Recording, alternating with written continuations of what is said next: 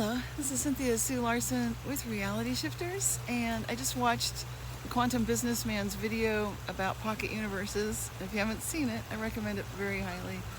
In that video, it's excellent because it brings up some of what Chris Anatra is calling soft disclosure, having to do with ideas about ancient artwork that shows up in many civilizations around the world, not just one place, which indicate that these kind of handbags of the gods, as he calls it, might have something to do with some of the popular characters that we know from such shows as Doctor Who, with the TARDIS, which is famously bigger on the inside than the outside.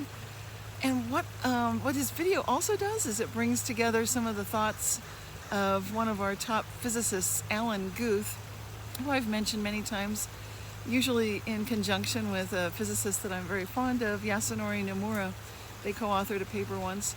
But the big deal about Alan Guth is that he was recognized as being one of the top thought leaders having to do with ideas about the Big Bang and the inflationary universe. How does this tie in with everything about the Mandela effect, reality shifts, things being bigger on the inside than they are on the outside? These are good questions.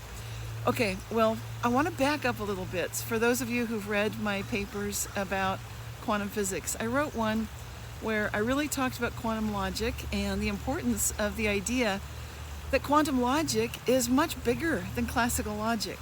And that's really significant because we often think of quantum physics, ironically, as being the physics of the very small, about quantum particles, about things that are very tiny.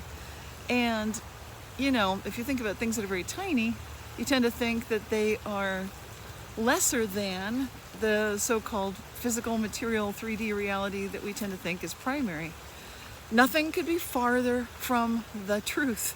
I really want to emphasize that. And I could see that thought when I was looking at the ideas presented in Christopher Anatra's fabulous video. And so what I want to do is basically invite everybody, if you haven't read my paper about quantum logic, being, you know, the quantum paradigm is the primary paradigm. I'll put a link to it on this video. But the big deal here is that concept has a lot to do with everything, because I in the article I cite the work of several physicists.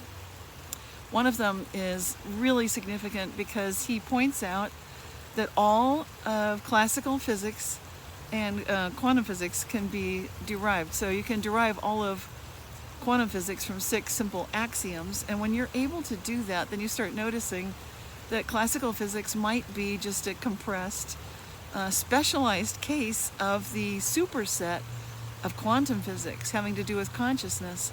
In other words, consciousness is fundamental. That would be, if you're familiar with set theory, those pictures of circles with some circles intersecting, and then there's a universal set behind.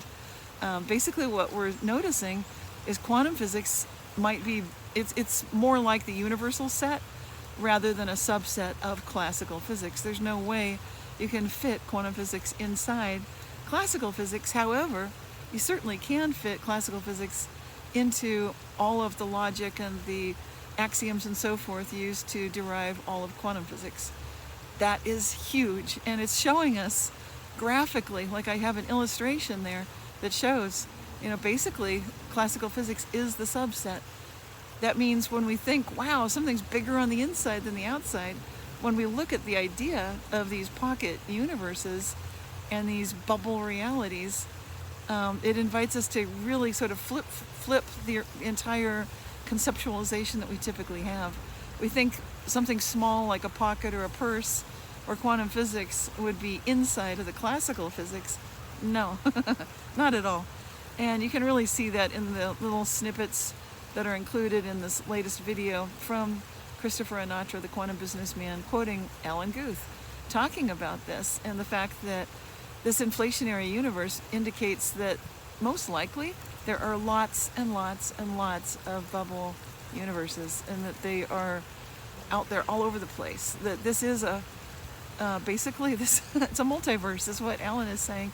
And that's what I've been writing about in my books as well, Quantum Jumps, of course, and then Reality Shifts, and other books as well. But anyway, getting back on track, this is a huge idea for each of us to think about in daily life. You might wonder, well, how does this matter for me?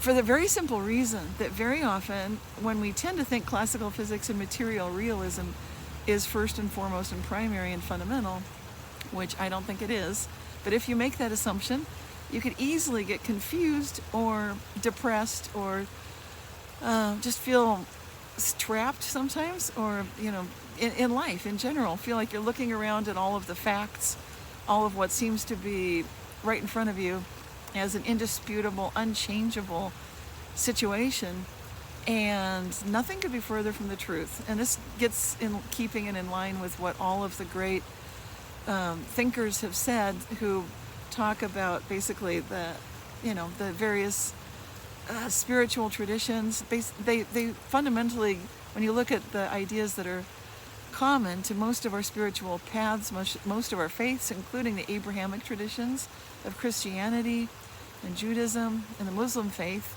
and you also look at what that has in common with all of the other traditions of spirituality, then you'll see that there really is this beautiful sense of a perennial philosophy of love, of kindness, and of having faith that even when things seem extremely difficult, you can actually witness miracles. And they might come in the form of things that you need, and maybe you don't notice that it's happening. You might think, well, I needed that and it's just some coincidence. And what these ideas from quantum physics are showing is actually, what if that's not just a coincidence? What if we always get what we need, and when we think we're not getting what we are trying to intend or manifest and all of that, maybe what's really blocking us is that our heart is not in it, or we're not really keeping our eyes open to the fact that in some ways what we're dreaming of and wishing for is already here. So the key always is to look to see what is happening right now that you can be grateful for.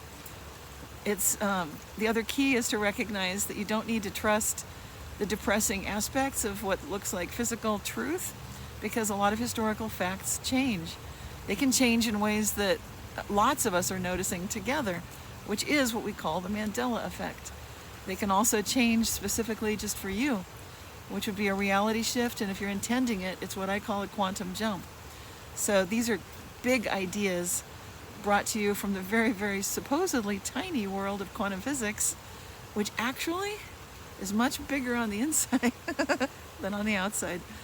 So until next time, please keep asking my very favorite question of all, which is, how good can it get? This is Cynthia Sue Larson with RealityShifters.com. Thanks.